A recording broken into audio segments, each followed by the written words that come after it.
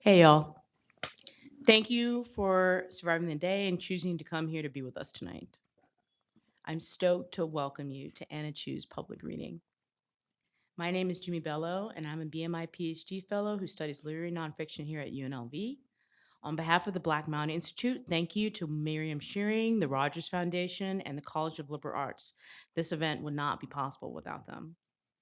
Please take this moment to silence your cell phones. After the reading, Anna will take a few questions from the audience and then be available to sign copies of her book, Made in China. You can pick up a copy from the writer's block table in the back of the room. Tonight's reading is only part of the beginning of a slew of wonderful literary events taking place throughout the semester. During February, we'll also have the opportunity to hear readings from Jakira Diaz and Amanda Fortini. Folks can learn all about Black Mountain Institute's season of public events at blackmountaininstitute.org. With you, we would first like to acknowledge that UNLV operates from the city of Las Vegas, traditional homeland and unceded territory of the Nuwuvi, or the Moapa Band of Paiute people. We encourage everyone in this space to engage in shared stewardship of the land and active learning about historical realities of colonialism and the indigenous peoples who continue to work and live on this land since time immemorial. It brings me great delight to be able to introduce Anna Chu, one of this spring's Shearing Fellows. Anna Chu is a Chinese American writer. She writes personal essays on identity and growing up in New York as an immigrant. Her work has appeared in Poets and Writers, Lithub, Threepenny Review, Lumina, Kartika, Kweli, Vol.1 Brooklyn, and Jezebel, among others. She holds an MFA in Creative Nonfiction from Sarah Lawrence College. While at Black Mountain Institute, Anna Chu is pivoting her literary talents from the world of memoir into a foray in historical fiction. Anna is currently writing a family saga that is situated between the worlds of Shanghai and the United States. Anna serves as the nonfiction editor at Kweli Journal, teaches at Catapult, Monmouth University, and the low-res MFA program at New England College. Now please welcome me. Now please help me in welcoming Anna Chu.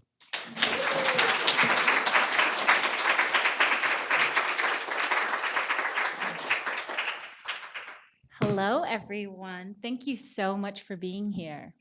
It's a pleasure to be at UNLV, to be among such warm, welcoming community, an artist community that I am loving to get to know. And I am excited to be here today, and I would love to read from my memoir. And I was thinking about what part of this book I haven't read. And that is, 20 minutes long.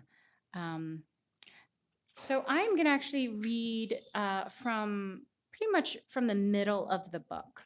So this is after I've called child services, and Mrs. V, who is the guidance counselor that I was talking to at the school, has called child services, and I'm just waiting to find out what's going to happen. So this is the waiting scene. Mrs. V had told me to go home and pretend nothing had happened. I was to, quote unquote, act normal. Time moved excruciatingly slow. I was grateful for the work at the factory. I hid under the sound of the cutting girls' chatters, feeling safe in those moments, feeling safer in those moments than in times left to myself. Maybe working at a factory wasn't so bad. It was predictable, and that felt safe. I could get used to it, I told myself, the way everyone else did. I was most self-aware and paranoid at home. I didn't hear Henry's taunts or feel Jill's cold shoulders. Those are my siblings. I didn't covet what they had. I didn't talk back to my mom. Every small noise made me jumpy. Every pause from my mother's lips had a double meaning. I couldn't focus on anything for long. At night, I couldn't sleep. I played the same scenario in my head. I was ready for a wide range of possibilities. A quiet phone call, a stranger's knock on the door, cops with handcuffs, sirens and ambulances, multiple scenarios that ended in my death. I was sure she would end my life. But if she didn't, I made a packing list in my head: color pencils, books I borrowed from the library, a photo of Grace, my best friend, a graffitied drawing a classmate had done of my name, my journal, and one set of clothing. I would leave everything else.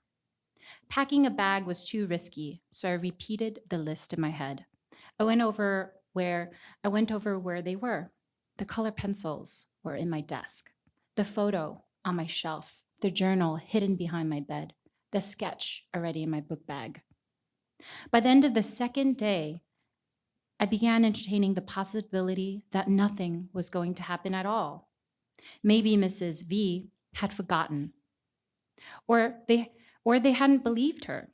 The Office of Child and Family Services was too busy. It had all been a mistake and was all for the best. That night, my mother's cordless phone slammed on the kitchen table. My fingers paused over the porcelain bowls in the sink. The regal blue patterns on the matching set mimicked an old Chinese dynasty crest, but we had bought it from Jingsang, a Chinese grocery store my mother frequented. It had everything from on-site butchers, fresh seafood in tanks, fruits and vegetables, to rice cookers and kitchen utensils, herbal medicine, and overpriced ginseng behind a special counter. 忙着富有早起的, my mother said over the running faucet. You don't have to go to the factory tomorrow. It's happening, I thought. I felt light, as if I was leaving the conversation, rising out from my body and hovering over the long, narrow kitchen. Well, that was my brother, my mother said, switching to Mandarin to speak to my stepfather. There was lead in her voice.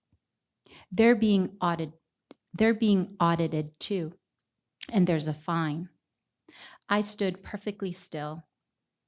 My mother never had conversations in front of me. She believed adults knew things adults knew, and children knew what parents told them. If she was having a serious conversation with my stepfather at the kitchen table, it meant she wanted me to know what I had done. They are coming here to our house. We don't have anything to be afraid of. We've talked about this already, he responded calmly. I knew without turning around that my stepfather was sitting at the dining table, reading the Taiwanese Time, his nightly ritual. On the bridge of his nose perched a pair of gold-framed 80s glasses reflecting the overhead lights. A bottle of Heineken, which he sipped periodically, sweated on the glass table. He liked his alcohol, but my mother, with her measuring eyes and firmly set lips, allowed him only 2 drinks a night. 对, we've done nothing wrong. They can't take our kids away. A tremor passed through my mother's voice and cut right through my body. My kids, she slammed her palm on the mahogany table, and I felt my baby hairs jump up on my arms. My kids, she was talking about Henry and Jill, of course. They were her kids, and I was just a drain on her resources, a problem rather than a person. I focused on rinsing out the bowl and finishing the dishes. My hands were just like hers, wide palm and thick-knuckled with spider-long fingers. I had waited precisely 3 days for this. Shit to hit the fan, the walls to cave in, my life to change forever. My mind prepped me for a raging mother, acidic words, feigned health issues, broken bones, and blood. What was it going to be? The water was hot and my hands were turning pink and pruny. After years of practice, her words scrubbed off like oil in soapy water. I had done the right thing. It was my mantra as I rinsed the lather off. As far as I was concerned, if calling the Office of Child and Family Services could get me out of working in the factory and out of my mother's angry path, the end justifies the means. 好了,好了, my stepfather said in Mandarin. Enough. Everything is under our name, so if we get in trouble, they will too, she continued. I hadn't thought about the repercussions. I'd only worried about what my mother would do once she found out what I had done. For the first time since a call was made, I thought about other people: Henry, Jill, my aunt and uncle, the people at the factory. They had done nothing wrong and didn't deserve this. I scrubbed a pair of chopsticks, shook myself free of the guilt, and stared at the sponge gripped under my fingernails. This is what you wanted it, isn't it? She threw a string of curses. Cunt. Go die somewhere far from here. You're no daughter of mine. I'm cursed to have a child like you. I should die for having a child like you. The force of her words, her anger, which always threatened violence, made my fingers slip across the wet surface of a bowl as I flipped it over on the dish rack. What more could she do to me? I was afraid of the answer. Lynn, how much do you think they'll be fined? 1,000? At least, right? He grunts and takes the bait. At least. Lian都丢光了, she said in Mandarin. She's losing all of our faces. If I pulled the thin lip of the rice bowl with enough force, it could go. The whole slippery bowl could crumble in my hands. There could be a terrifying amount of blood, maybe enough to warrant a hospital visit, and enough chaos to make this seem small. Maybe it would be enough to permanently scar my hands, sever any semblance to my mother. How long do you think it'll take my brother to make that money? They don't earn that much at their location. This time, he chooses to read on. My stepfather knew her ruse. Only a single rustle was made as he turned the page. Her bare feet pounded against the kitchen tile, and then she was behind me. I focused on slowly rotating another bowl, running the lather off under the hot water. It took all my effort to keep my hands steady. Now that we were here, now that I'd forced her hand by doing the very thing that caused her to say the things I feared the most, I found I could not speak at all. I could not justify my actions. The suds on my hands blurred in front of me, scalding water burning my fingers red. I carefully placed the bowl gently behind the other ones on the rack. I had done this, and now I deserved whatever punishment was coming. Are you going to pay them back? She breathed the words into my hair. Her warm breath and spit tickled my neck. I bit the inside of my lip and focused on the pain as I squeezed my teeth together, waiting for the taste of blood. Do you have the money to pay them back? She pressed. The back of my neck prickled and I braced for impact. When I didn't respond, she spat. Do you think we're afraid of you now? There was almost a sense of relief now, knowing the waiting was finally over. Picking up the last bowl to lather, I admitted I didn't care if this hurt my mother. I could do anything. I would do anything to get out of the factory, out of this miserable home. I wanted to hurt her as much as she hurt me. Do you think I'm afraid of you? I was slow to take her question in. Afraid? As the word registered, it sounded unnatural. It didn't sound like a thing mothers said to their daughters, or even words that belonged together. I wondered how many mothers in history had asked the question, do you think I'm afraid of you? I felt giddy, like I wanted to laugh and cry at the same time. The ludicrous role reversal made me feel cheated out of something so mine. I couldn't understand how she had made it hers. How had she become the victim? Her index finger dug into the back of my head as she shoved hard. My bangs fell into my eyes, and for a moment, I welcomed the darkness, her violence.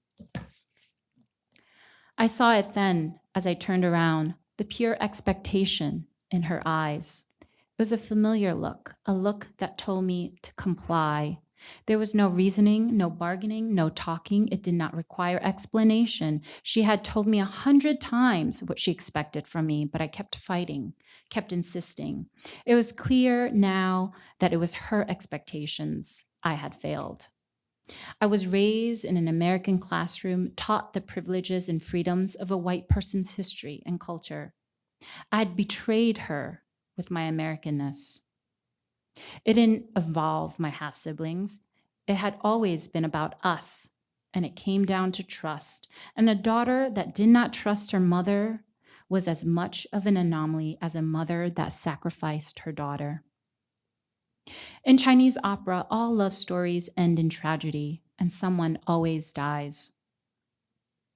There are no happy endings because duty is more important.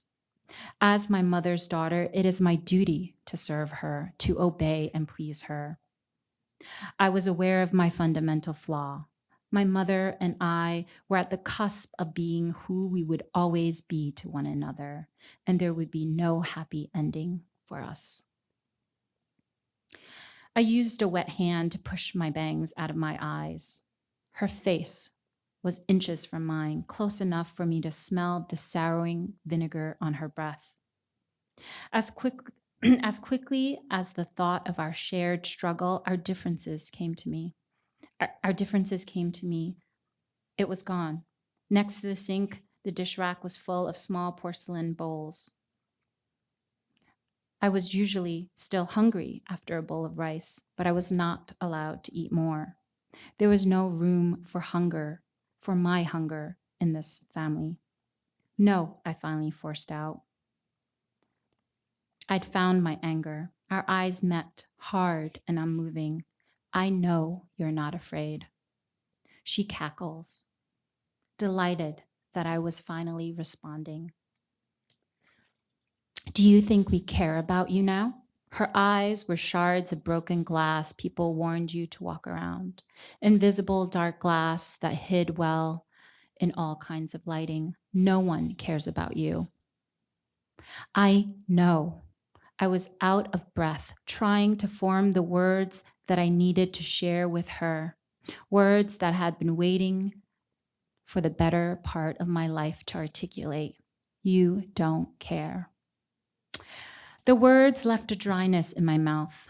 I wanted them to be true so that I could no longer feel, so that I could finally sever ties between us and accept who I was. I wanted my words to be daggers the way her words always wounded me. There would be no loss, only relief. Now I was never going to be accepted in the family, and I had done that. I was rejecting them. All right, my stepfather says. He turned another page. It was the only sound in the room besides our breathing.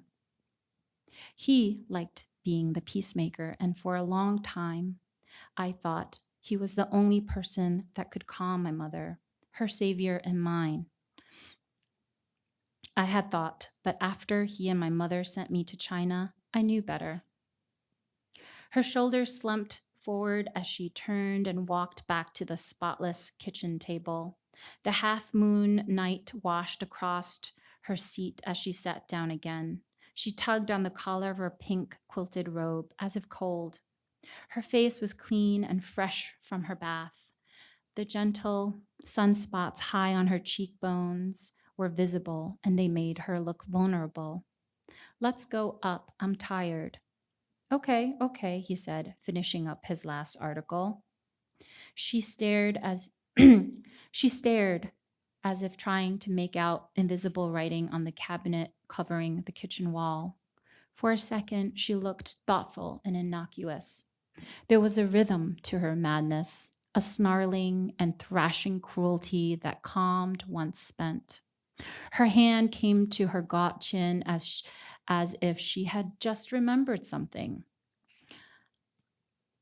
She was receding against the magnitude of my actions.